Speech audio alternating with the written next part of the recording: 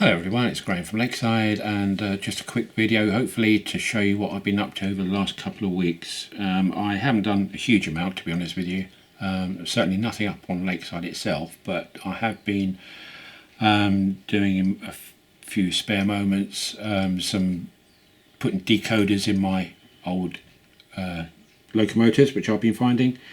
A couple you've seen already, which is the Duke of Sutherland, the Duchess of Atholl, and you've seen the Duchess of Sutherland too, and this one has really been giving me grief for various reasons, but primarily to do with the tender.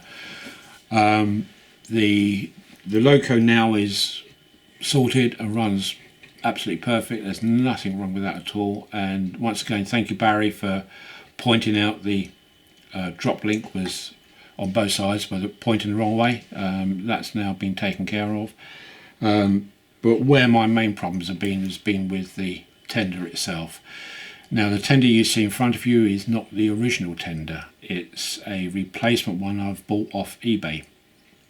The original tender, which is this one, which is a different version, as you can see it's got separate weights, and the placements for the, not placements, the brush holders here are pop riveted to the black plastic cover here. There's no screws in the top, which you would normally find on these ring fields, and it was this really which was giving me the problem.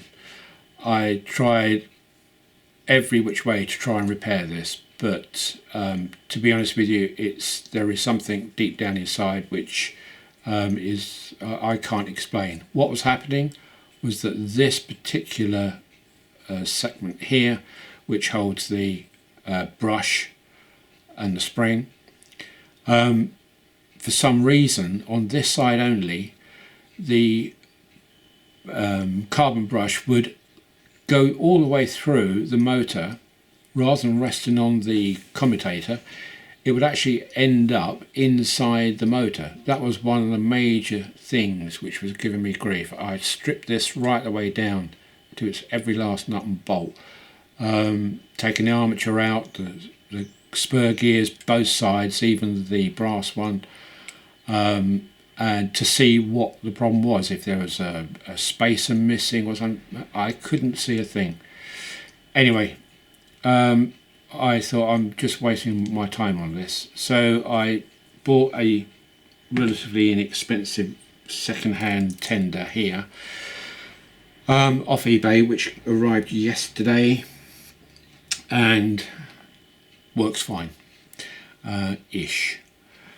The decoder itself is working okay, that's fine, and it does run.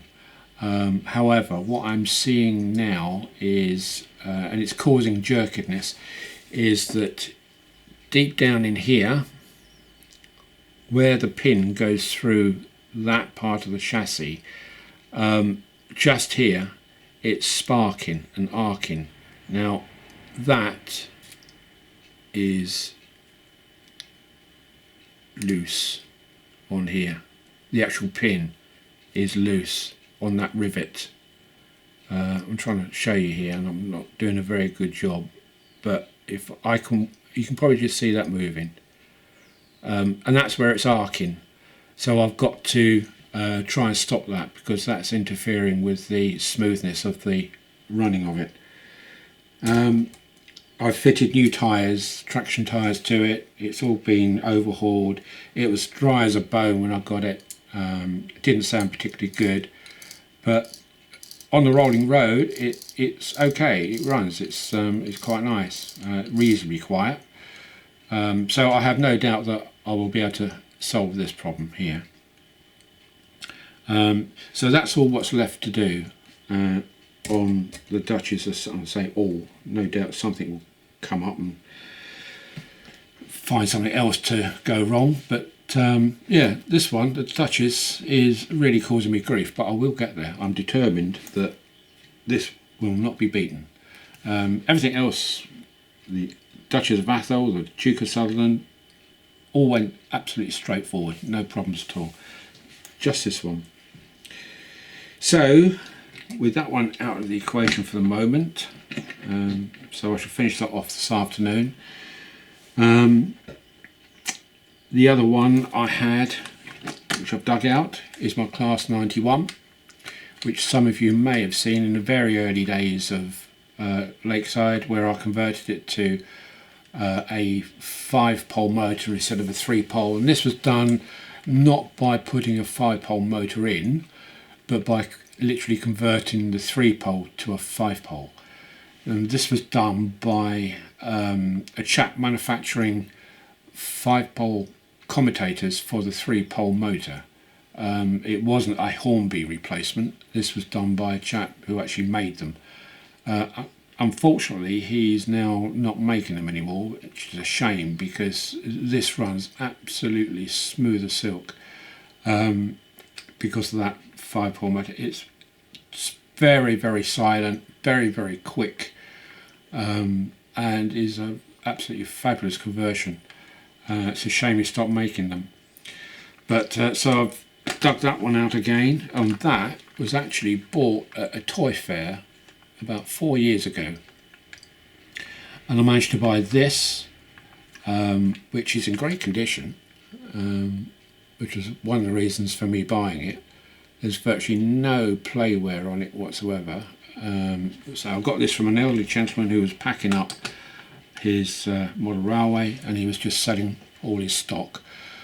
And I got that, the driving car and the trailer car, and I think 6 or 7 intercity Swallow coaches to go along with it for £56, which I thought was a bargain, and it was a bargain. So that will be running, and I've also bought in 2 of my locos, which I had from a child when I was about 10 or 11. So these are my own original locos from when I was a kiddie. But what I've done is I have converted both of them to smooth wheels rather than the old knurled wheels you used to get on them, which used to make a horrendous noise when they were going around the track. And this particular one I have put, I think it's this one, yes it is, I've put a DCC decoder in it. So this one's ready to go.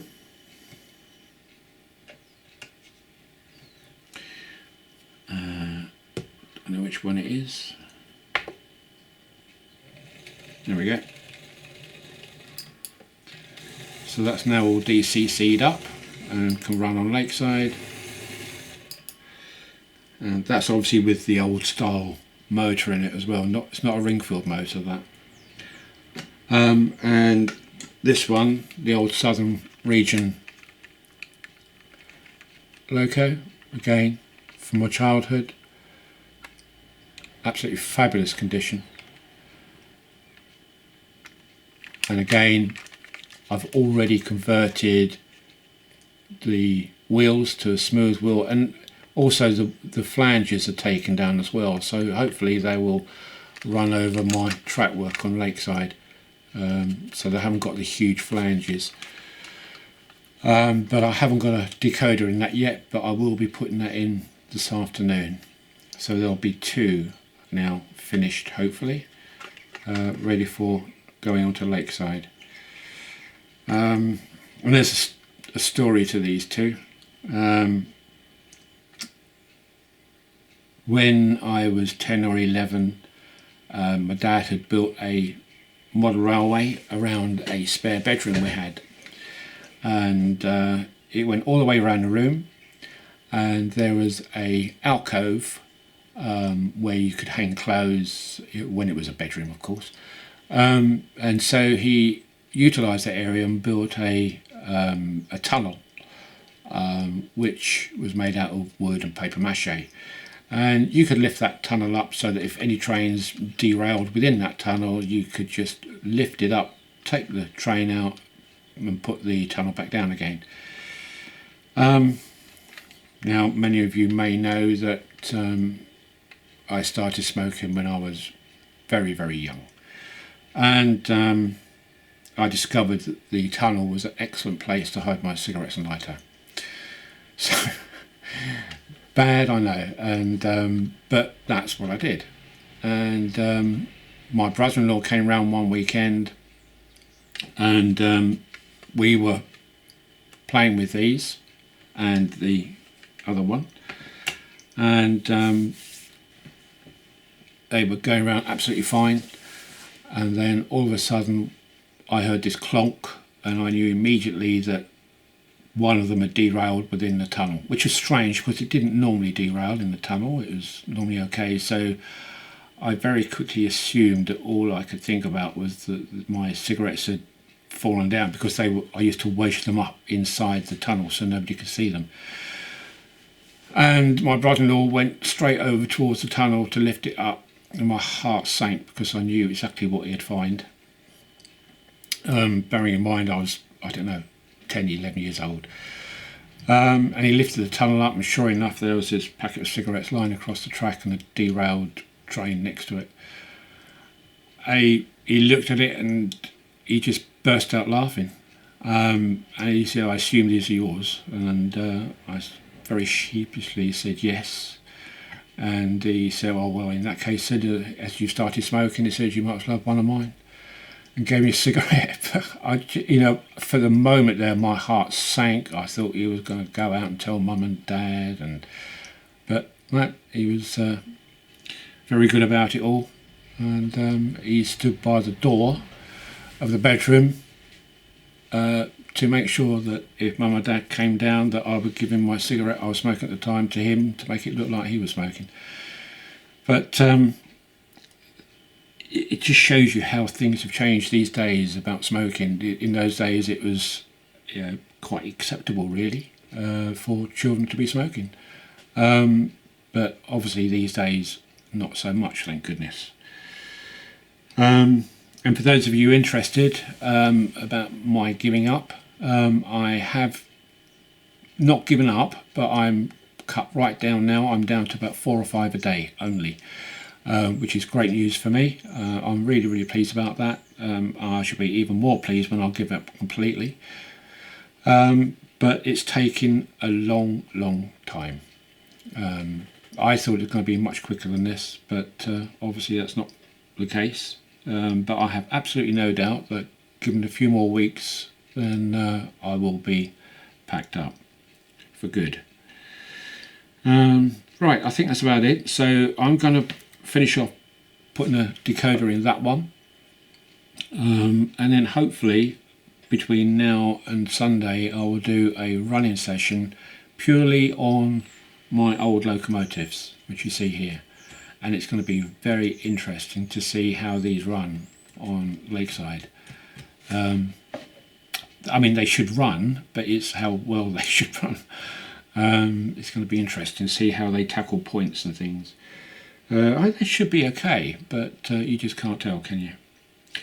Right, okay folks, that's about it for now. So hopefully my next video will be sometime Saturday, but more likely Sunday, showing these.